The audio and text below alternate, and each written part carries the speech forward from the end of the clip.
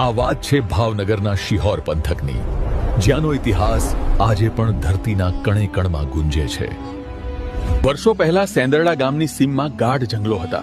ખેડૂતો હેરાન હતા, કારણ કે એક જંગલી સુવર ખેતરોમાં ભયંકર ત્રાસ વર્તાવતું હતું। ગામના ધણી મોખડાજી ગોહિલ હતા અને એમની 18 વર્ષની દીકરી હતી સુંગબાઈ, જે રૂપમાં અપ્સરા અને ગુણમાં દુર્ગા સમાન હતી। જ્યારે પેલા જંગલી સુવરે ખેતરો ઉજાડવાનું શરૂ કર્યું, ત્યારે ગામ લોકો બાપુ પાસે આવ્યા, પણ આ બીડું ઝડપ્યું વિરાંગના સુંગબાઈએ।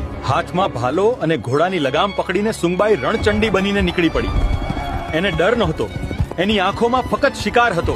એક જ ઝાટકે સુંગબાઈએ એ તોતિંગ સુવરને ભાલો મારીને ભોંય ભેગો કરી દીધો। આ દ્રશ્ય જોઈને સૌ દંગ રહી ગયા, પણ કિસ્મતને કંઈક અલગ જ મંજૂર હતું। બરાબર એ જ સમયે જૂનાગઢના સુબાની સવારી ત્યાંથી પસાર થઈ રહી હતી। સુબાની નજર સુંગબાઈના તેજસ્વી ચહેરા અને એની બહાદુરી પર પડી।